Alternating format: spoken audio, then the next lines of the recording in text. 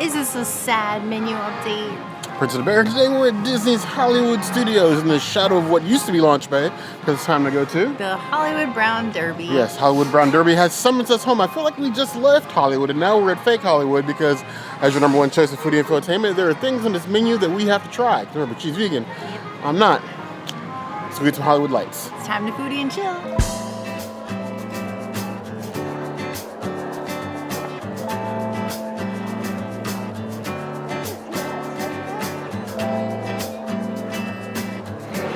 I'm so excited, so close after Grand Floridian Cafe and me calling it the Hollywood Brown Derby bread that we got to come to the Hollywood Brown Derby. The order in which we do these food reviews sometimes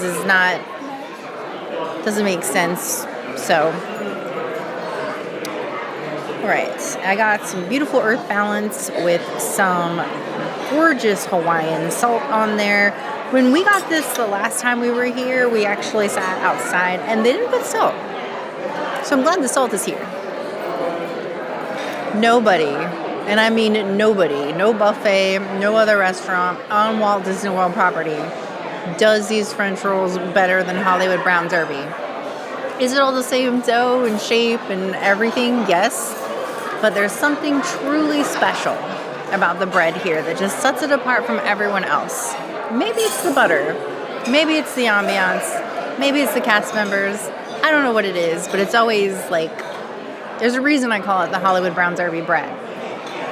It is a 5 out of 5. It is a Princess Cities item. I dream of this bread. I thought about this bread all day when I was at work. I couldn't wait to get off so that I could come and eat this bread. So, my Brown Derby headcanon, and for those of you not familiar with the term, headcanon is something that you yourself think up.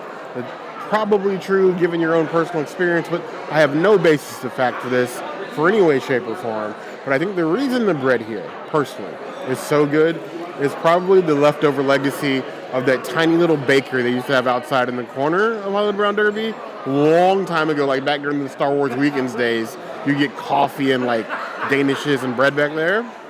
I think that skill set still rotates through this restaurant somehow. No proof whatsoever, but that's what I feel. Because the bread here, always warm, always fresh. It's like one of the best reasons to come here, honestly. A little bit of sea salt. It's like they do the basics so well. I'm telling you, Disney, I don't know how to run your company, but if you did bread baskets to go, like at the bar, lounge outside, we'd be in trouble. That'd be like an every time stop with the princess. She'd take a bag of these home every single time we enter this park. I guarantee you. 5 out of 5 claws. And I don't say about bread very often, but 5 out of 5 claws.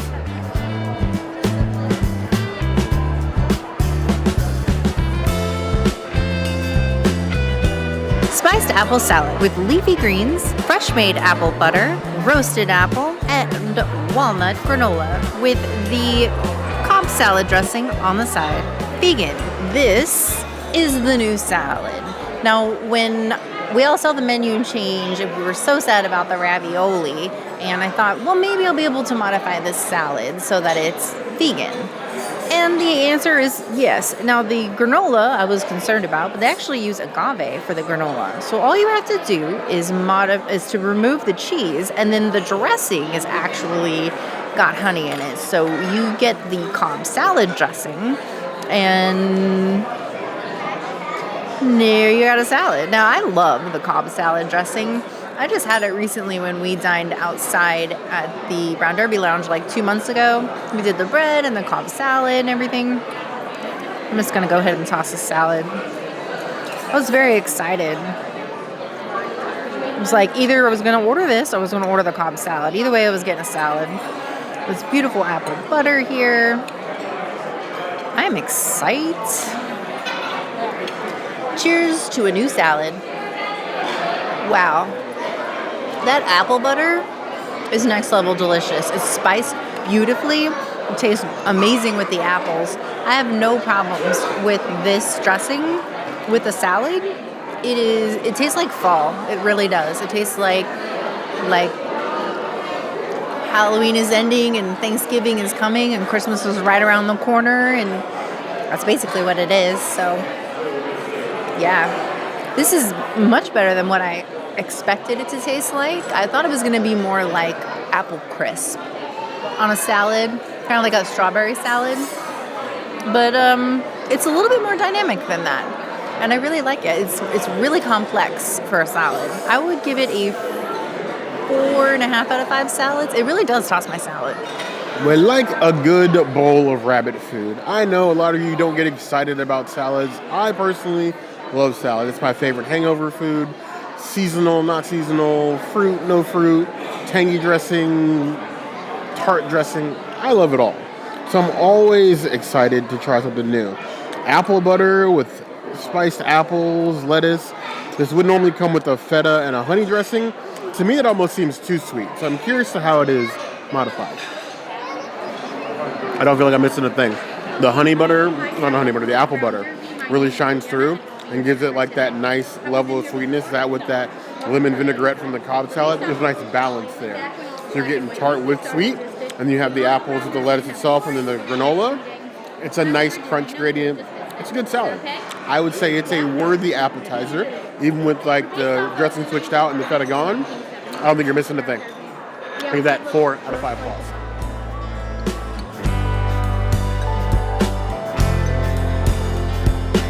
Cream of chicken and asparagus soup, chicken velouté, white wine, asparagus, and crouton. With this new menu update, gone is the corn and crab soup.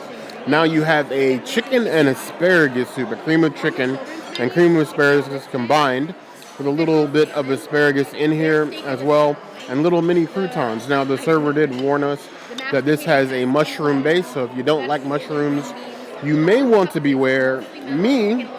I will take a forest full of the fungi, because I, sometimes, in the right light, can be a fungi. There's a lot going on in that soup. I'm definitely getting the cream of chicken. I'm definitely getting the cream of asparagus. But I think the reason why they mention the mushroom is that it's ever present, like sprawled. Think like when you're, say, a henchman and you've been caught in the alley by Batman, you can feel it over your shoulder. That is the mushroom. Like, it's just back there, and it's watching you. Make a mistake, you will get your legs broke. But it is a decent soup. It's definitely a lot heartier than I expected. The big things with asparagus. I could do with bigger croutons. And I don't think I love it more than the crab soup it replaces, but I think it's still a worthy soup. And we're almost in soup season. I know that, we're technically fall, even though we don't feel seasons here in Florida. I feel like we burn a lot of you out on Halloween, and, we love Halloween, but it's a fall soup. It sort of works. 3.75 out of 5 plus.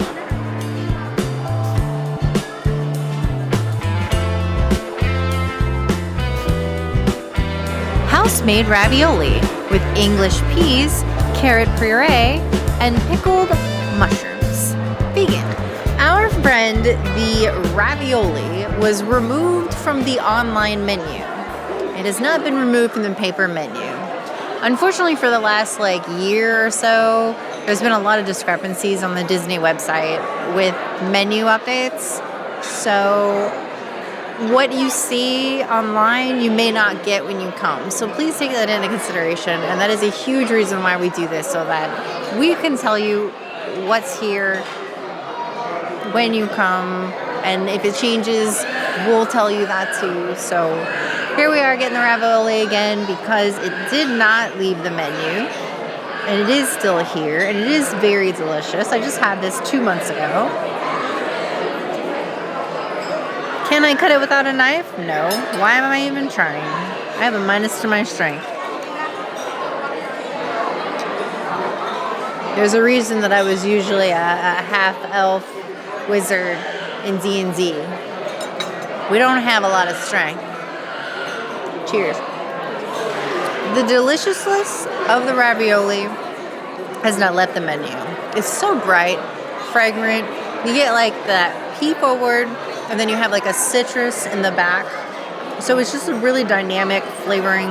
I love all the peas. I know Bear doesn't like the peas, and maybe I order these raviolis all the time just to troll Bear. He's not a pea person, but I don't know. I really like these. I miss the croquettes. There used to be vegan croquettes that you could get. Those were amazing. And I still feel like this dish should be an entree and not an appetizer. And the shepherd's pie has been on the menu for so long. Like, it's really hard for me to order it over and over and over again, even though every cast member that we've talked to the last like 3 or 4 visits has been so nice about switching out the veggies if we want to, or just trying to like customize a little bit more to add to the appeal. Honestly, Brown Derby has not really had a great history with vegan entrees. Back when like we first started doing YouTube, I think one of our first reviews here was when we got the pho, and it still to this date is the worst pho that we've ever had. So Brown Derby needs some help with their vegan entrees. I recommend getting 1 or 2 of the ravioli instead, and start with a salad. I think a salad and 1 of these raviolis is plenty for an entree. I would give it a 4.75 out of 5 ravioli. It is pee-erific. The demise of the ravioli was reported a tad bit early. It's fine, they fooled us too. Now, the shepherd's pie is still here. Shepherd's pie is not our favorite shepherd's pie on property. Favorite plant-based shepherd's pie probably still goes to the shepherd that went vegan at Raglan Road.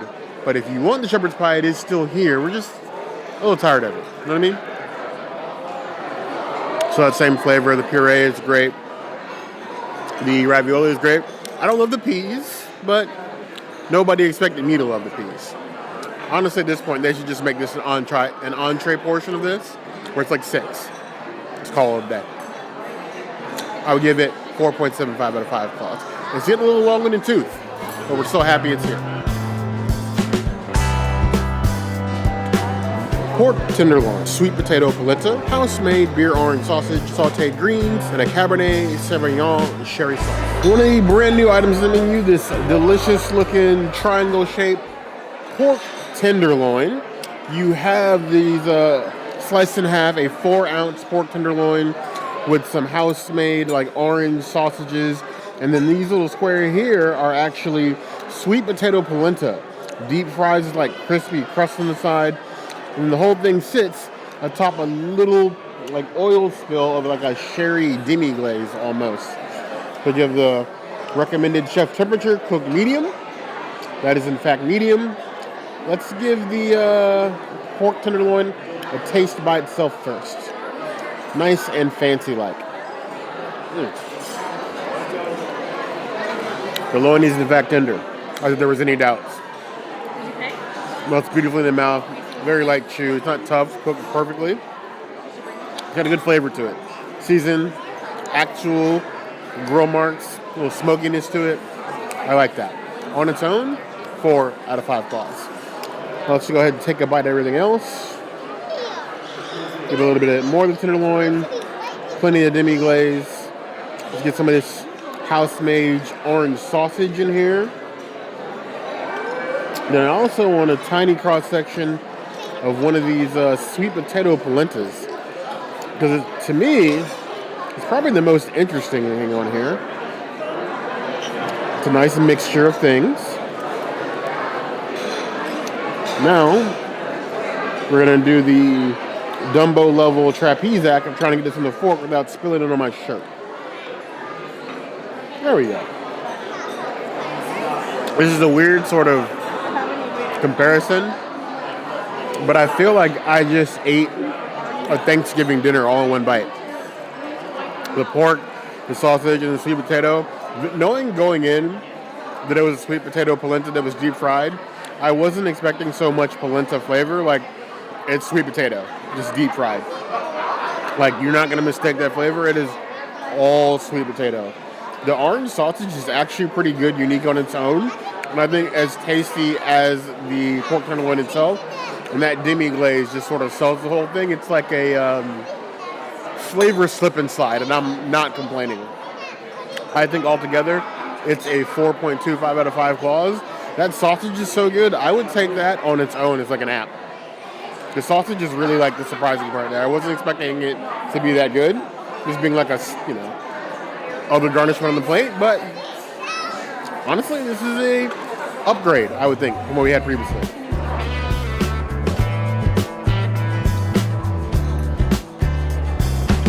Pomegranate Whiskey Sour with Jameson, pomegranate juice, and sweet and sour. Modified vegan. This is my favorite mixed drink here at the Brown Derby, and all you have to do is switch the whiskey to make it vegan, so I always get Jameson. Definitely my favorite. Nice and tart. Lots of antioxidants, as our awesome server mentioned to us. I love it. There's a reason why it's my favorite drink here. I even get it during Jollywood. I would give it a 4.5 out of 5 whiskeys. The Athletic Brewing Company Upside Down Golden, non-alcoholic, vegan. We have been on a journey of the non-alcoholic beers, and honestly, we are excited to see so many of them sort of like filter throughout the parks.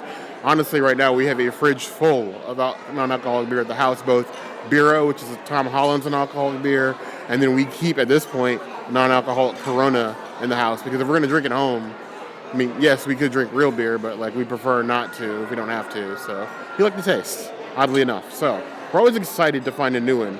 This Athletic Brewing Company, we have seen at grocery stores here in Orlando. So if I do like this one, I know how to find it. Now the server compared it to a shandy. Not traditionally my favorite kind of beer, but I'm always welcome to be surprised.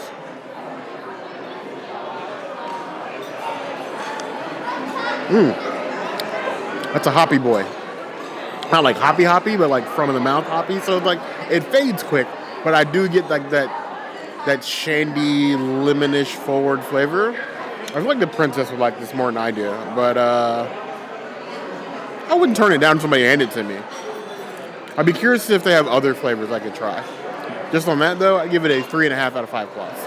I'm trying it now because Bear said he thinks I would like it. And it says vegan right on the can. So cheers to labeled vegan things. Ooh. It is a little hoppy, but I do like it. It's quite nice. I would give it a 4.5 out of 5 shandies. Yeah, I don't think I want to. Y'all feel right at home here at Brown Derby.